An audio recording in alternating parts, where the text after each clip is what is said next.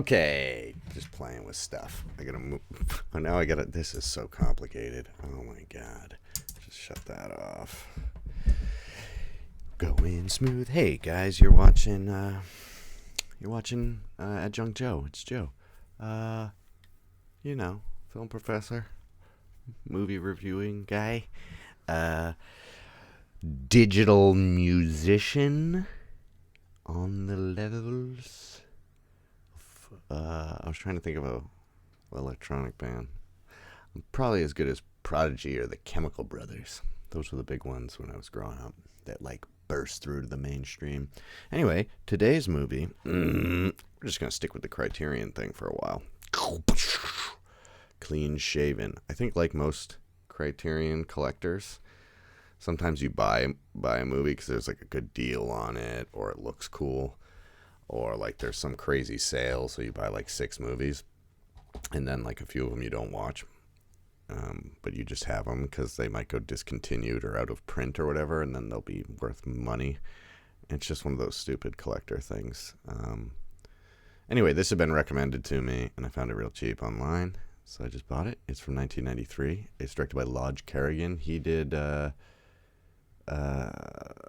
Girlfriend Experience on Stars, the series, which is amazing. The first season I've only seen, but it's like really fucking awesome. And Riley Coe is in it, and she's amazing. I think I love her. Anyway, this movie, you don't really know what's going on in this movie for a lot of it. It's like Norman Bates from Psycho. It's just this guy who seems off kilter, like really off kilter, because he presumably kills a girl right off at the bat just for looking at him. He breaks into a car, then he kills a girl, but we don't like really see it. It's all very disjunct, and then he's just kind of on the run. But it's what this movie is more than anything is subjective.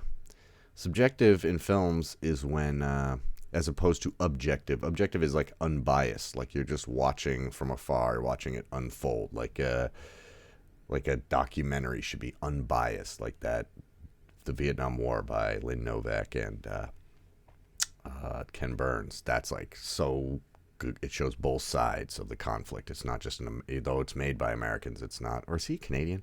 Whatever. No, I think he's an American. He's the most American. What am I talking about? The Ken Burns, like,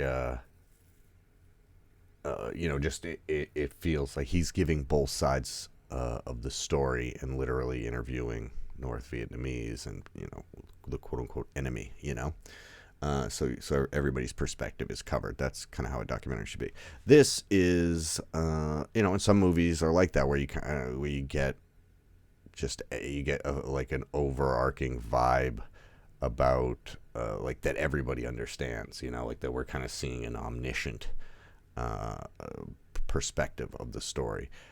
Although all movies, to some degree have some subjectivity, like Lord of the Rings, like, or whatever. Like you might like all of the hobbits, but you're supposed to relate probably more to either Sam or Frodo, and that should be like they show especially Frodo's journey as subjective, like as he goes through, it starts to really weigh on him, and the way that he is filmed and the way that he acts and everything is like crippling to him. It seems like he is deteriorating. Anyway, I just use that as an example. That's maybe not the best example, but it's just something that I think a lot of people know about. Just trying to be broad. Anyway, this movie is like subjective to an unnerving degree, where it's just tons and tons of close-up shots, and because it's like memories, and it's a person who, like, I'm not sure, on the back of the box it says that he's a schizophrenic, and I guess I don't like know, I'm sure that term is like, I don't know, whatever, but the actor, this guy Peter Green, is just kind of walking around like, shaving himself until he bleeds, and like rubbing himself with steel wool.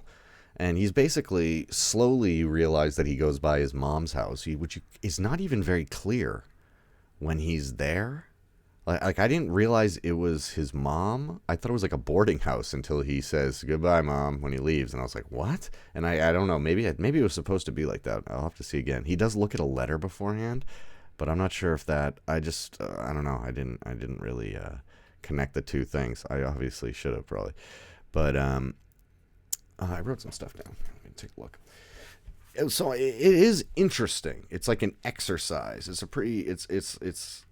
It's interesting. That's probably the performance by Peter Green is like pretty remarkable. He seems like genuinely out of it, and his mannerisms are like, oh no, I don't want to end the stream. Why did it say that? Oh, sorry, I hit the fucking keyboard. Okay, so yeah, it's crazy. It's subjective. Oh, it reminded me. Do you guys remember that movie Oslo, October 31st or whatever? What's that movie? It's like about a guy who is an addict and he's institutionalized and he's let out for a weekend and he just basically is like, I'm gonna kill myself, and then he does, and it ends. And you're like, whoa, fuck. Or Dead Man's Shoes. Have you seen that? The what's that guy's name? Shane Meadows movie. It's basically like a guy who's gotten out of prison and is like slowly attacking people who beat up and killed his handicapped brother, and he is just going around like killing them all, like getting vengeance. But it's very subjective and upsetting, and there's a lot of like dudes scratching their heads and like curled up in the fetal position. You're like, Jesus. So it's a bit tedious, but probably like exactly how it should be. A movie about mental illness shouldn't be like enjoyable. You know what I mean? It should be like, this is art. They're really going like, this is probably the most accurate depiction of what it I don't know, that's a hard thing to say, but what it feels like to have mental illness, or like the struggle it must be to have schizophrenia or any sort of mental illness where you can't like think clearly, you can't like gather your thoughts and you're always kind of like fragmented. Yeah, it's pretty brilliant. It's like we always say in class, like, you want to form expresses meaning, which is just a fancy way of saying like the reason, like, we talked about this even yesterday, like if a movie if the story is this grand massive thing with all these characters and all like the whole world is at risk, like Lord of the Rings or something, then it makes sense to make a 9-hour movie with huge landscapes and vistas and casts of thousands and characters from all different races and stuff that are like sprinkled throughout. We see the good guys and the bad guys and build everything up, and sometimes it makes more sense to really just whittle it down, like what The Hobbit, the book, is very subjective, and the characters don't even know how big everything is that's going on around them. Like, they don't realize the bigness of it. Of course, when they went and made the movie, they just made Lord of the Rings the fuck out of it. But I think that's a good example of like one thing, anyway. Or, for example, like Taxi Driver, it's okay that movie has like weird edits in it, and that it's like kind of not out of order, but that there's like strange moments and moments that we don't necessarily need to see about the psyche of Travis, because a crazy, quote unquote crazy person is telling us the story, so it's okay. And like I said, wouldn't that be like, God, someone's got to make the real world Forrest Gump movie where all the same things happen. Like, he meets the president, he meets Jenny, and he meets all the presidents, or whatever happens, and he goes to Nam, and he's shrimping boat and all that stuff. But he's just really, really shitty at telling a story. Because if he truly has the education of like, a second grader or whatever, then he wouldn't be able to tell those stories that brilliantly. He's got like callbacks and like he's like fucking dumb Shakespeare. It's amazing. So I think a version of that where it's like incomprehensible, and he's just eaten all the chocolates, right? He's crunched all the chocolates to see what's inside. And then he's just sitting there, and he's dressed all shitty. And he's just like, I was in Nam, and I met the president. He's just rambling to himself, and people are like, Jesus. He's like, you want chocolate? They're like, fuck no, dude. There's like a derelict on a bench. Anyway, I'm going to make that movie. Forrest Gump. That was dumb. Okay, Oh, did we lose power? Did we lose power? What the fuck? Oh, what the fuck? Did we really? I think I broke it. I broke it. Oh no, it just goes to sleep after a few seconds. This is the key. Remember that commercial? This is that same keyboard. I got this on eBay once, real cheap. It was a keyboard that my brother and I had as a kid, and I was like, oh my god, I have to find that again. It was like fucking $5. But I think you know this.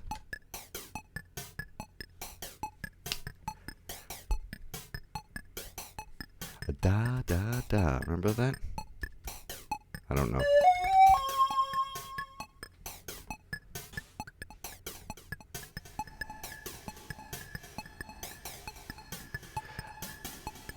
Yeah, so I recommend this movie if you're into movies about mental health and you don't mind like feeling really upset for 76 minutes. But Lodge, man, this guy Lodge Kerrigan, man, he's really got some insight, I feel like, into the mentally ill, because like that's a lot of what Girlfriend Experience is about, like sociopathy.